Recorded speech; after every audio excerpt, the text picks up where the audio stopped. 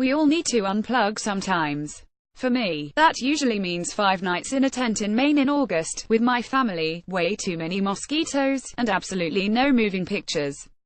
Between the 6th and 7th episodes of Game of Thrones that bracketed our recent vacation, I watched not a single minute of TV, ignoring the shows I'd at some point downloaded to my iPad in favor of kayaking, hiking, biking, and reading.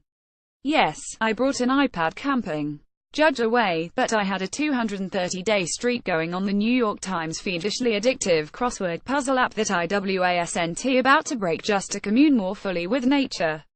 I told myself I was escaping the often intellectually challenging entertainment that also happens to be my work. But when I got back, my DVR told a different story. I'd been on the loose for weeks. How else to explain that, beyond Game of Thrones, recorded so I could double-check details for my weekly reviews? The shows I'd been recording and usually watching within a day or two were Betts Being Mary Jane, Freeform's The Bold Type, TV Land's Younger, and Bravo's Girlfriend's Guide to Divorce. It was as though the equivalent of a Sex and the City marathon had taken control of my brain, even as episodes of Showtime's Twin Peaks piled up, unwatched and unanalyzed. And I couldn't have been happier. Because if there's one thing I'd thought I'd lost in the 500-show universe of year-round TV, it's the sense of TV as something that's sometimes just meant to be fun, and of summer TV, in particular, as programming not meant to overtax the brain. But in a year when Game of Thrones didn't show up until mid-July, winter is here, my foot, and Lifetime's escapist Project Runway was nowhere to be found until mid-August, I wasn't always sure what season it was. All I know is that when the temperature outside reaches a certain point, my handle on Targaryen genealogy grows fuzzier.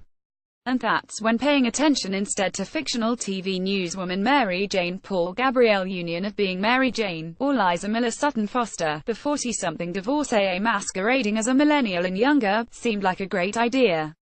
Their love lives may be absurdly complicated, but neither has yet come even close to sleeping with her brother or her nephew.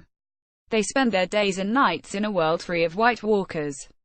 It's not that I wasn't interested in the doings in Westeros so much as that writing about them every Sunday night had been cutting into my time with Issa Rae on HBOS Insecure.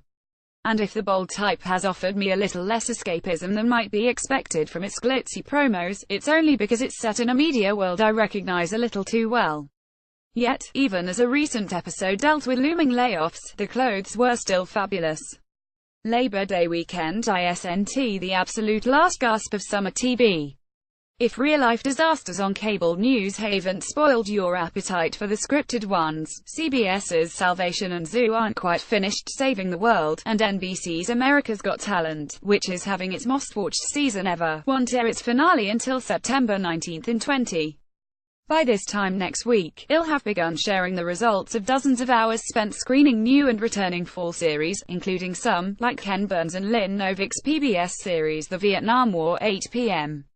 September 17, WHYY 12 and HBOS The Juice 9 p.m. September 10, that are well worth back-to-school level attention. But before we get there, let's hear it. For television no one has to watch. If you've ever tuned into, or rushed to catch up on, a show just to be part of the conversation, you deserve a break. Maybe you don't find your bliss in romantic comedies, talent shows, or disaster series, but there's bound to be something that lets you rest your brain to prepare for the return of a Mr. Robot 10 p.m. October 11th, USA, or A Blind Spot 8 p.m. October 27th, NBC. Last August, when I wrote about goofing off with Scandinavian TV shows, I heard from readers who were as obsessed as I was with Nordic noir. Streaming services like Netflix, Amazon, and Hulu have opened up a world of possibilities for those looking to escape without a passport. I can thank or blame the women working at the Hooked Fine Yarn boutique in Haddonfield for pointing me toward Offspring, an Australian dramedy on Netflix about a 30-something obstetrician Asha Keddy and her complicated family that I promised to try after they raved about it during the June 10th Worldwide Knit in Public Day. The next thing I knew, I was halfway through the 4th season. Acorn, the Brit-centric streaming service I've added to my Amazon Prime subscription, has been a great place this summer to find no-pressure gems. between mysteries single-handed and Loch Ness. Turn on the subtitles. You'll thank me. I've been charmed by No Job for a Lady, a 199,092 Britcom I'd never heard of, starring Penelope Keith. To the manor born as a Labour Party Member of Parliament struggling to learn the ropes in the House of Commons. None of these is meant to fill that dragon-size hole in the next year or so of Sunday nights.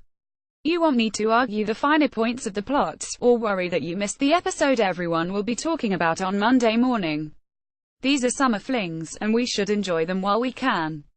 Autumn is coming. Published August 31, 2017, 301 AM EDT. Updated August 31, 2017, 622 PM EDT. We recently asked you to support our journalism. The response, in a word, is heartening. You have encouraged us in our mission to provide quality news and watchdog journalism. Some of you have even followed through with subscriptions, which is especially gratifying. Our role as an independent, fact-based news organization has never been clearer. And our promise to you is that we will always strive to provide indispensable journalism to our community. Subscriptions are available for home delivery of the print edition and for a digital replica viewable on your mobile device or computer.